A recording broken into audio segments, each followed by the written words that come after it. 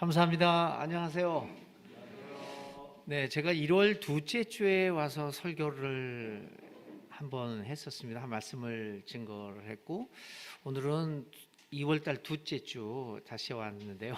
다시 온 것이 아니라 이제 원장으로 새롭게 취임하면서 처음으로 여러분들과 함께 하나님의 말씀을 나누는 시간이 되었습니다.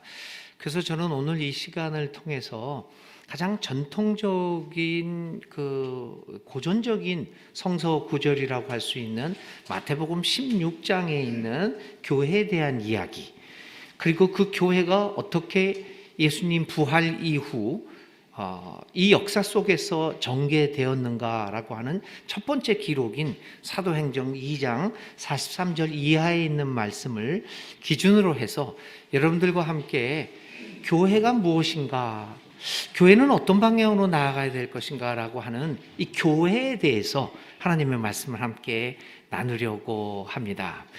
2021년도에 갤럽이 조사한 대한민국에서의 종교에 관한 조사에서 이런 사실이 하나 드러났습니다.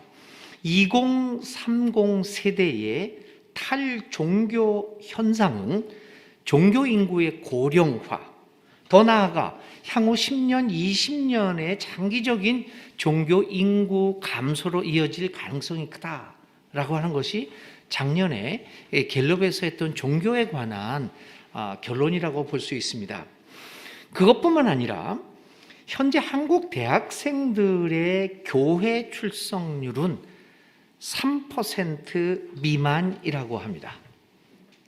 그래서 한때는 한참 우리 기독교가 융성할 때는 대학에서 이런 이야기를 했죠. 교회 다니세요? 그러면은 학생들이 안 다닌다고 하면, 아니 아직 교회 안 다니세요? 요즘은 질문이 거꾸로 됐습니다. 교회 다니세요? 학생끼리 물어보면 교회 다닌다고 하면 질문이 아직 교회 다녀요? 이렇게 변해도 갑니다. 대학생들의 교회 출석률이 3% 미만입니다. 중고등학생의 경우 여기보다 대학생보다는 조금 낮지만 약 10% 정도의 출석률을 보입니다. 작년에 했던 조사에 의하면 종교인 비율은 카톨릭, 불교 모두를 통해서 종교인 비율은 40%로 나타났습니다. 그러니까 어떤 종교도 갖지 않은 사람이 종교를 갖고 있는 사람의 숫자보다 많다는 의미입니다. 그런데 그런 가운데서도 무엇보다도 2000년대 이후 이 종교인 감소의 가장 큰 원인은 청년층에 있다는 것이 밝혀집니다. 2004년도에 20대 중에서는 45%가 종교를 믿었습니다. 10년 후인 2014년에는 20대는 31%, 2021년 그 후 7년 후에서는 20대는 그 비율이 22%에 불과합니다. 30대 종교인 비율 역시 계속해서 감소해서 2021년 통계로서는 30%로 감소되어 있습니다. 아까도 말씀드린 것처럼 이러한 20, 30대 탈종교 현상은 종교 인구의 고령화, 종교 인구 감소로 이어지고 있습니다. 그런데 재미있는 것은 현재 종교를 갖고 있지 않은 사람이 가장 흥미를 느끼는 종교라고 하는 항목입니다. 불교가 20%, 가톨릭이 13%, 개신교가 6% 순으로 나타났습니다. 그런데 이 통계를 뒤집어 보면 아주 재미있는 현상이 나옵니다. 현재 종교 분표에서 가장 많은 비율을 차지하고 있는 것이 개신교입니다. 17%입니다. 불교는 16%, 가톨릭은 6%의 분포를 가지고 있는데, 호감도는 불교가 20%, 가톨릭이 5%, 그 다음에 개신교가 6%라는 이런 엉뚱한 결과가 나타났습니다. 비종교인의 천주교 가톨릭 호감도는 교세보다 높고 개신교 호감도는 교세보다 상대적으로 낮은 편이라고 하는 사실을 우리가 볼 수 있습니다. 또한 우리가 주목할 만한 통계는 현재 종교를 갖지 않고 있는, 기독교를 갖지 않고 있는, 믿지 않는 그 이유입니다. 가장 큰 이유는 비종교인의 절반가량이 54%가 관심이 없어서다라고 얘기합니다. 그 다음에는 종교에 대한 불신과 실망이 19%, 정신적 시간적 여유가 없어서가 17%, 나 자신만을 믿기 때문이게 8% 순으로 나타납니다. 우리 개신교가 급격히 감소하는 원인을 우리는 흔히 성직자들의 타락과 물질화 이런 것으로 많이 치고 있는데, 근데 그 외로 통계 조사에서는 성직자들이나 교회의 도덕적 타락보다는 아예 관심이 없기 때문이다라고 이야기를 하고 있습니다. 이런 통계상의 여러 가지 분석은 오늘 한국 교회가 매우 심각한 위기에 봉착하고 있음을 보여주고 있습니다.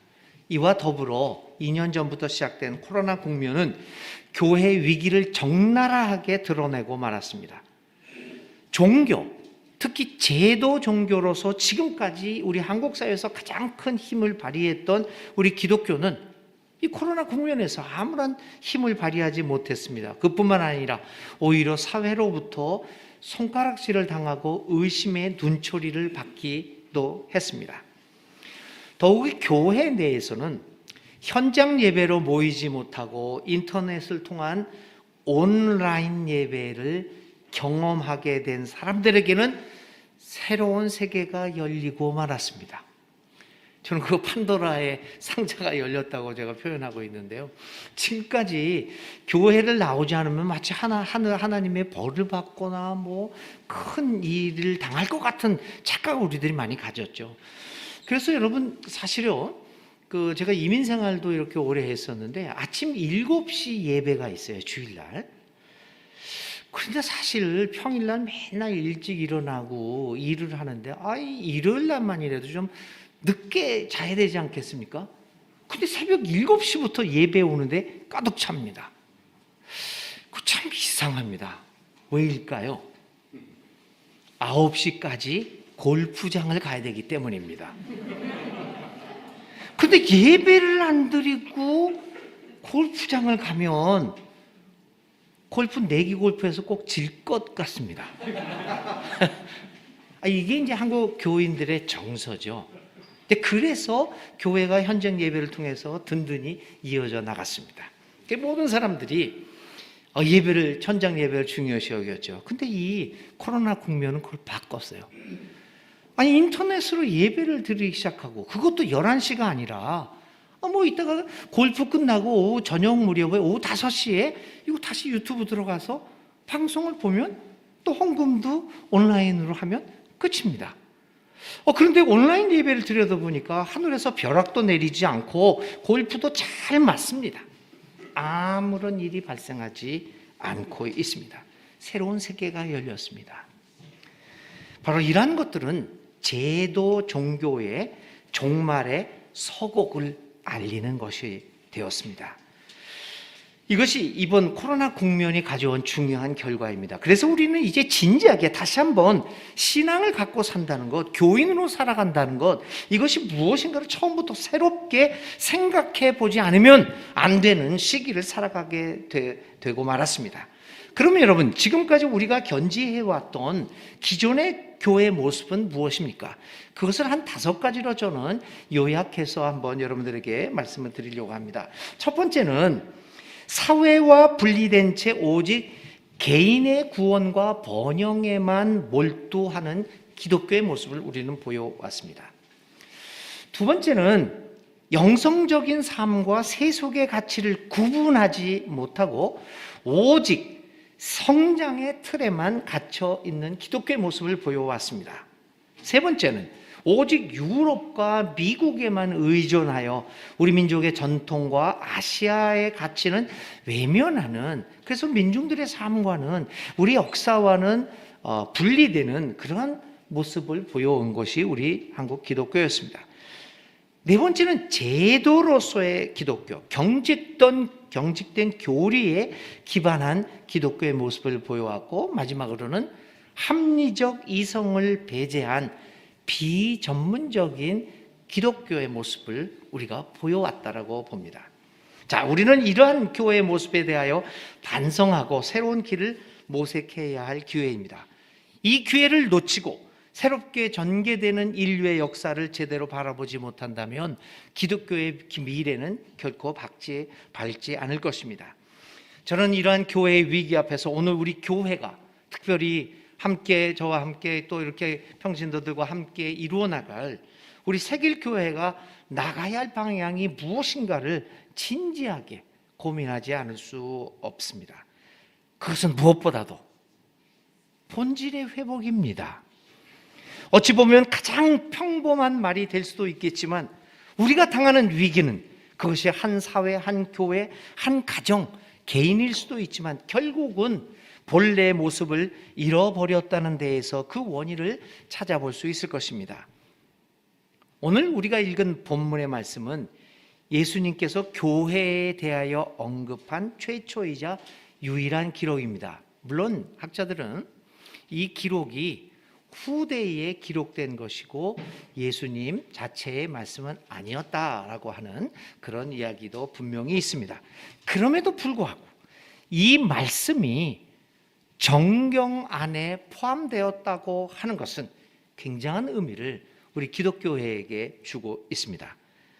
당시 초대 교인들은 교회를 이루어가면서 이 본문을 통하여 예수님께서 오늘의 본문을 통하여 자신의 교회를 이 땅에 세우셨다, 교회는 예수님으로부터 시작했다라고 하는 신앙의 고백을 오늘의 본문을 통해서 하고 있다고 하는 것입니다. 그리고 당시 초대교회 교인들은 이 기록을 통하여 예수님의 교회라고 한다면 예수님이 세우시고자 했던 교회가 어떤 교회였는가를 이 기록을 통하여 우리에게 보여주고 있다고 하는 것입니다. 교회는 분명히 예수님의 제자들이 예수님의 생애와 그분의 사역을 이 땅 위에서 이어나가기 위하여 세워졌습니다. 그러므로 교회의 존재의 목적은 무엇보다도 교회의 모습을 통하여 예수님의 가르침과 그분의 생애와 역사적 예수의 그 생애와 부활하신 예수님의 그 사역을 계승해 나가는 데 있다고 하는 것입니다. 그러므로 이 예수님의 사역과 가르침을 계승해 나가겠다라고 하는 이 교회의 본질을 우리가 회복하지 아니하면 이 위기는 극복되어지지 못할 것입니다. 그러므로 그런 관계에 있어서 교회는 올바른 신앙 고백 위에 세워져야 합니다. 사실 여러분, 예수님이 가르치신 것이 당시 유대교에서 선생들이 가르쳤던 교훈들과 크게 다른 것은 없습니다. 우리가 복음서를 이렇게 읽어보면 예수님의 가르침을 보면 뭐 새로운 것이 있습니까? 예수님께서 하신 것은 어떤 새로운 가르침을 주었다는 것보다는 왜곡되어 있었던 당시의 율법의 교훈들을 지적하고 율법의 본질적인 면과 그 정신을 지킬 것을 강조했던 것입니다. 그런데 당시 종교 기득권자들은 그런 것을 용납할 수 없었습니다. 또 다른 한편으로 이미 기존의 종교적 가르침에 깊이 물들어 있었던 대중들은 새로운 가르침을 받아들일 자세가 전혀 되어 있지 않았습니다. 그들은 어쩌면 이미 기존의 가르침에 너무나도 익숙해져 있었는지도 모릅니다. 그렇게 그들은 지금까지 배워왔던 것과 조금만 달라도 거부하고 반대하기도 하였습니다. 한편으로는 종교 기득권자들이 자신들의 기득권을 유지하기 위하여 자신들의 가르침을 강요하고 있었고, 또 다른 한편으로는 사람들은 그 가르침에 익숙해져서 어찌할 바를 모르고 있는 상황입니다. 이러한 상황에서 예수님은 율법의 정신과 본질이 무엇인가를 깨우쳐 주셨던 것입니다. 그렇게 함으로써 예수님은 우리들 안에서 올바른 신앙 고백을 불러 일으키시고자 하셨습니다. 그래서 베드로에게 묻습니다. 너희는 나를 누구라고 생각하느냐? 이 질문에 베드로가 대답합니다. 선생님은 살아계신 하나님의 아들 그리스도입니다. 이 답변에 대한 예수님의 반응이 바로 오늘 본문의 예수님의 말씀입니다. 예수님은 베드로의 고백을 들으신 후 바로 그 고백 위에 자신의 교회를 세우시겠다고 말하고 말씀하십니다. 예수님이 원하셨던 교회의 모습은 이처럼 올바른 신앙 고백을 하는 신앙 공동체입니다. 역사의 예수, 부활을 통해서 우리에게 구원과 해방의 복음을 선포하셨던 역사적 부활의 예수에 대한 고백을 중심으로 나아가는 것이 교회의 모습이다. 오늘 이 아침에도 예수님은 우리에게 묻습니다. 너희들은 나를 누구라고 생각하느냐? 교회는 무엇입니까? 일반 사회와 다른 것이 무엇입니까? 그것은 한마디로 바로 이러한 역사와 부활의 예수를 향한 신앙 고백 위에 세워진 신앙 공동체라는 겁니다. 여러분들이 기억하시지만 1980, 70년대를 지나가면서 한국 교회는 민중교회 운동들이 많이 이제 발흥이 됐어요. 그래서 얼마나 민중교회들이 많이 있었습니까? 제가 지난번에 한번 어떤 그 목사님을 이제 은퇴하신 목사님인데 민중교회 한국에서 민중교회 오래 하셨고 그 목사님이 이제 원로로 은퇴를 하셨어요. 그래서 한번 대담을 가졌는데 그분이 70년 초를 회상하시면서 이렇게 얘기를 해요. 그 안양에서 이렇게 교회를 시작을 했는데 민중교회를 그래서 노동상담소도 하고 교육공동체도 하고 그렇게 했답니다. 평일날에는 그냥 신발에 신발이 겹쳐질 정도로 사람들이 몰려왔다고 합니다. 근데 주일이 되면 아무도 안 와가지고 자기하고 부인하고 둘이서만 예배 드린 적이 한두 번이 아니었다고 합니다. 그런데 민주화가 이루어지면서 썰물처럼 교인들이 민중교회에서 사라지게 되었습니다. 그래서 그분이 하시는 얘기가 그 당시에 많은 고민을 했대요. 교회가 뭔가, 민중교회라는 게 뭔가 라고 하면서 이분이 말씀하신 것이 복음적 민중교회라고 하면서 교회를 중심으로 다시 한번 민중운동을 일으키자라고 해서 지금까지 34년 동안 그 교회를 담임하다가 또 훌륭하게 그 교회를 이제 은퇴하시고 후계자에게 이제 후배들한테 또 인계했다 이런 말씀을 합니다. 일반 사회와 다른 것이 무엇입니까? 교회는 하나님에 대한 신앙을 고백하고 예수님이 살아계신 하나님의 아들임을 확신하고 그분을 그리스도 메시아로 믿는 해방자로 믿는 사람들의 공동체입니다. 그러므로 예수님이 원하셨던 교회의 첫 번째 모습은 올바른 신앙 고백을 하는 공동체입니다. 그리고 그 신앙 고백을 통하여 예수님이 살아계신 하나님의 아들이며 우리의 해방자임을 세상을 향하여 밝혀주는 것입니다. 과연 오늘 우리는 교회의 삶을 통하여 하나님이 살아계시고 그 또 예수님은 역사와 부활을 통하여 오늘 우리 가운데 살고 계시는 것을 보여주고 있는 것일까요? 아무리 수적으로 크게 성장하고 또 건물을 웅장하게 지었을지라도 사람들이 오늘 교회의 모습을 보면서 예수님을 떠오르지 못하게 만든다고 있다면, 예수님을 생각나게 하는 교회가 아니라고 한다면 그 교회는 예수님과는 상관없는 교회가 될 것입니다. 개신교의 감소 이유 중에 가장 큰 원인 중에 하나가 사회적 공신력이 없다는 것입니다. 요즘 재벌 기업도 자기가 번 돈일지라도 마음대로 쓰고 또 자식에게 함부로 물려줄 수 없는 세상이 아닙니까? 그런데도 교회가 자기 아들들에게 권력을 세습하고 그것도 강압적인 분위기 속에서 교회의 돈을 개인 용도로 마음대로 사용하고 그래서 세상 재판소가 그것을 불법이라고 판결을 내기도 하고 그래도 아랑곳하지 않습니다. 성범죄를 벌이고도 아무런 반성과 회개의 모습은 보이지 않고 그런 것들이 모두 교회를 회방하는 사탄의 계략이라고 목소리를 높이는 교회를 보면서 사람들이 이 교회를 보며 예수님을 생각할 수 있겠습니까? 정말 우리가 하나님이 살아계신다고, 그리고 그 역사와 부활의 예수가 나의 해방자요 나의 주인이라고 마음 깊이 확신하고 있다면, 지금 이렇게 교회 내에서 벌어지고 있는 어처구니 없는 일들을 어떻게 우리가 계속해 나갈 수 있겠습니까? 그러므로 교회는 올바른 신앙 고백 위에 세워져야 합니다. 오늘 우리 교회가 시급하게 회복할 것이 있다고 하면 바로 신앙입니다. 하나님의 살아계심을 믿고 예수님의 역사적 삶과 행위, 그리고 그 가르침을 통하여 나타나는 하나님의 뜻을 바로 알고 그것을 오늘의 삶의 현장에서 살아가는 가장 핵심적인 신앙을 회복하는 것입니다.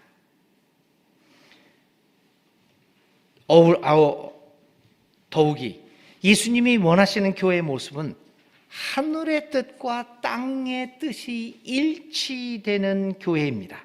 주님은 말씀하십니다. 오늘의 본문입니다. 내가 무엇이든지 땅에서 매면 하늘에서도 매일 것이요 땅에서 풀면 하늘에서도 풀릴 것이다.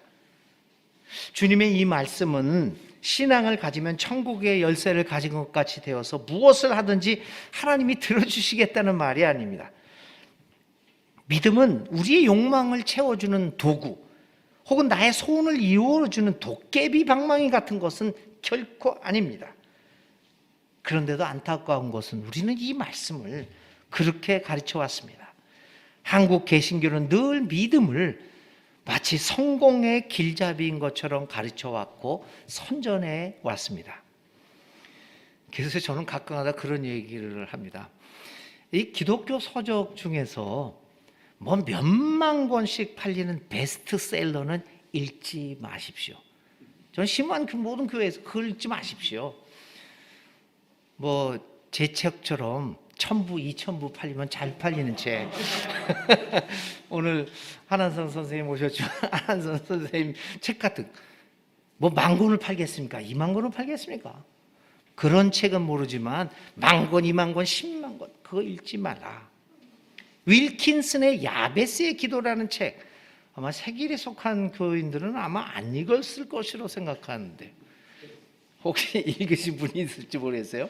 혹은 한때 우리에게 선풍적인 인기를 끌었던 조엘 오스틴, 그 사람들의 긍정의 힘, 잘 되는 나, 이런 종류의 신앙 서적들은 우리의 영혼을 황폐케 만드는 베스트셀러들입니다.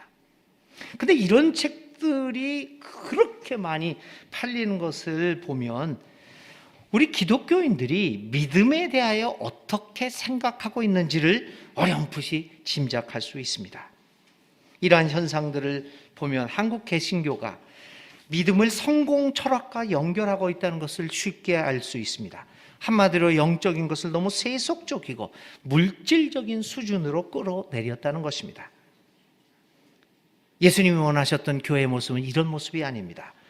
그분이 원하셨던 교회의 모습은 땅에서 매면 하늘에서 매이고 땅에서 풀면 하늘에서 풀리는 하늘과 땅의 뜻이 완벽하게 일치되는 그런 영적인 교회입니다. 하나님의 뜻과 사람의 뜻이 일치되는 그런 교회, 아니 사람의 뜻을 하나님의 뜻에 맞춰 나가려고 하는 교회, 그런 교회와 교인들을 꿈꾸셨습니다. 저는 세길교회 문화원의 원장으로 오면서 여러분들과 함께 협력하여 하나님의 교회를 만들어 가는데 그런 교회, 그런 공동체들을 꿈꾸었으면 좋겠습니다. 우리의 뜻을 하나님의 뜻에 맞춰 나가는 그런 공동체. 사도행전은 이러한 예수님의 뜻을 따라 살아갔던 한 공동체를 소개하고 있습니다. 그것이 오늘 사도행전 2장 43절 이하에 있는 초대 교회 공동체의 모습입니다.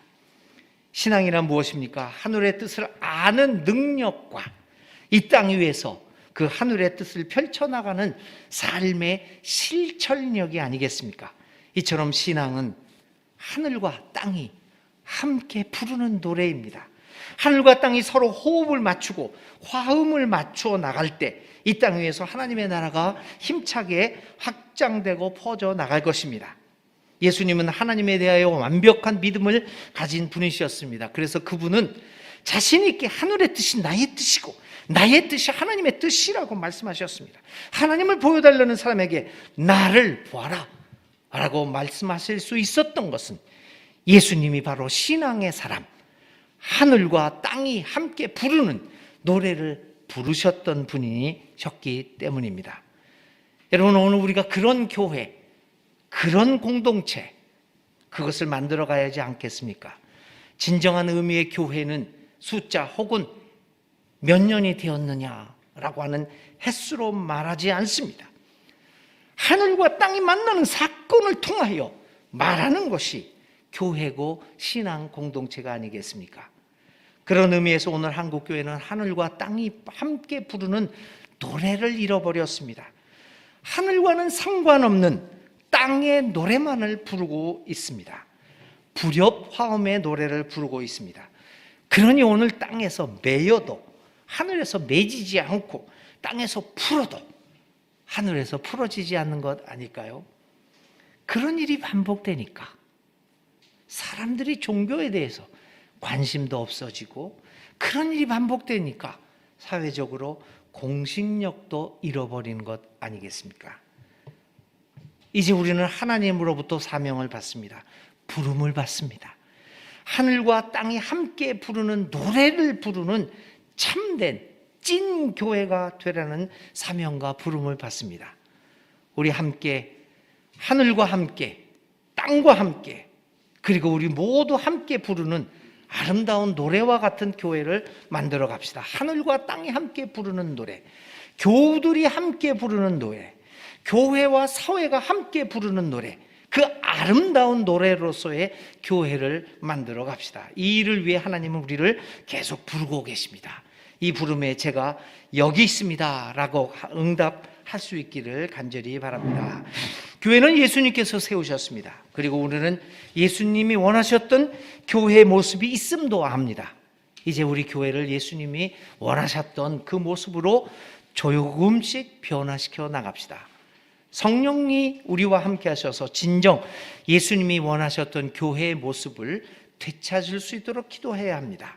겸손히 주님의 인도를 바라면서 하나님의 말씀 앞에 우리 자신을 내놓을 때 주님은 분명히 우리 새길교회를 향하여 말씀하실 것입니다. 이것이 내가 원하는 교회이다. 오늘 내가 너희들을 통하여 이 모습을 회복하기를 원한다. 올바른 신앙 고백과 하늘과 땅이 함께 부르는 노래를 부르기는 원하는 교회가 이 땅 위에 정말 많아지기를 저는 간절히 기도하고 있습니다.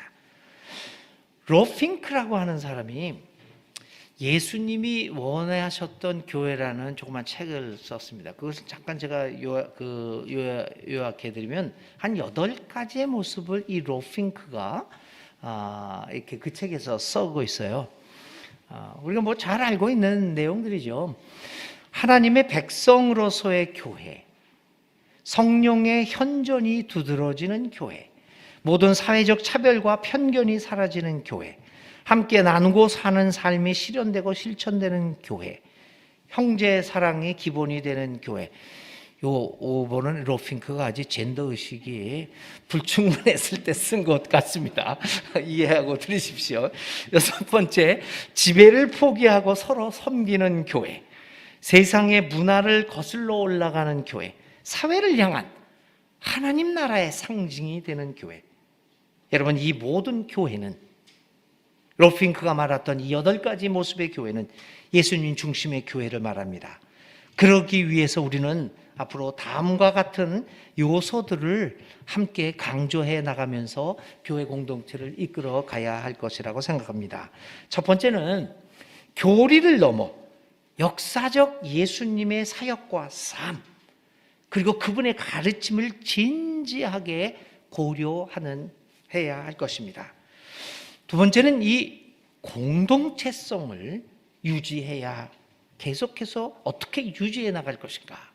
한두 사람의 영향력 있고 힘 있는 사람의 의에 움직여지는 것이 아니, 우리 모두가 함께 공동체성을 유지할 수 있을까?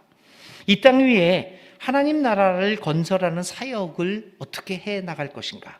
네 번째는 삼위일체 하나님의 그 독특성을 중심으로 이 교회를 어떻게 이끌어 나갈 것인가.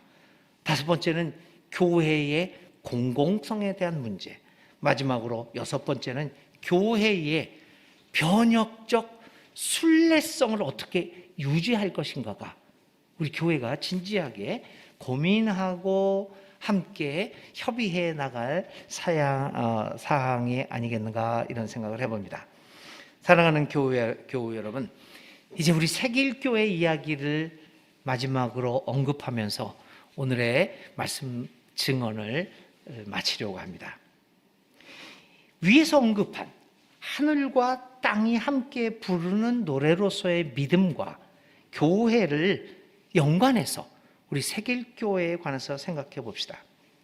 저는 새길교회와 새길기독사회문화원이라고 하는 이 명칭이 위에서 말한 하늘과 땅이 함께 부르는 노래로서의 교회 공동체의 모습을 정말 확실하게 표현해 주고 있다고 생각합니다. 어찌 생각해 보면 우리는 새길 공동체라고 하는 큰 테두리 안에 한쪽으로는 교회, 그리고 한쪽으로는 기독사회문화원이라고 하는 두 개의 체제 가운데서 살아가고 있습니다.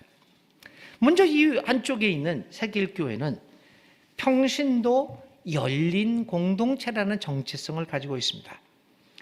평신도를 중심으로 평등하고 평화로운 결정구조, 이 평화로운 공동체 모임을 이루어 가려고 하는 것이 우리 새길교회의 독특한 특성 중에 하나입니다. 그러나 또 다른 한편 우리는 평신도들의 단순한 모임이 아닌 교회라는 이름으로 모이고 있습니다. 교회라고 하는 개념 자체가 사실은 전통적이고 역사적인 조직입니다. 그러므로 우리는 한편은 평신도라고 하는 평등한 개념과 교회라고 하는 전통적인 개념 사이에 놓여 있습니다. 이 평등한 개념과 이 전통적인 개념 사이에 아름답고 조화로운 균형을 이루어 나가야 하는 과제, 함께 부르는 노래를 어떻게 만들어 나가느냐라고 하는 이 과제가 있습니다. 하늘과 땅이 함께 부르는 노래처럼 우리는 평신도와 교회라고 하는 조직이 함께 부르는 아름다운 화음의 조화를 이루는 노래를 불러야 합니다. 그런 의미에서 우리 교회의 이 이름처럼 우리는 새길을 걷고 있는 것이 아니겠습니까? 또 다른 한편으로 새길 기독사회 문화원은 새길 교회가 나가야 할 방향을 지시해 주고 있습니다. 그 방향은 무엇보다도 기독, 예수라는 말로 저는 사실 이렇게 대체하고 싶은 말인데요. 예수, 사회, 문화라는 이 세 이름 자체에서 드러나고 있습니다. 해방신학의 창시자 구스타보 구티에레스라고 하는 구티에레스는 우리의 개인적인 삶의 영역과 사회적 영역의 삶의 변화와 해방에 관하여 말하면서 통합적인 해방의 세 가지 차원을 언급하고 있습니다. 먼저는 사회 구조와 체제의 차원입니다. 두 번째는 가치 문화적 차원을 이야기합니다. 그리고 마지막으로 이 구티에레스는 영적 차원을 말합니다.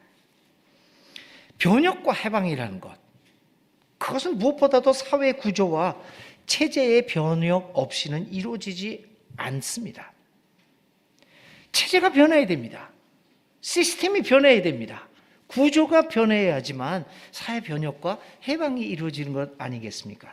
그러나 구티에레스는 거기서 한 걸음 더 나아갑니다. 사회 구조 변화는 가치관과 우리를 지배하고 있는 문화의 해방과 변혁 없이는 불완전한 변혁이라고 지적합니다. 가치 문화의 변혁 없는 사회 제도의 변혁은 큰 의미와 영향을 발휘하지 못한다라고 하는 지적입니다.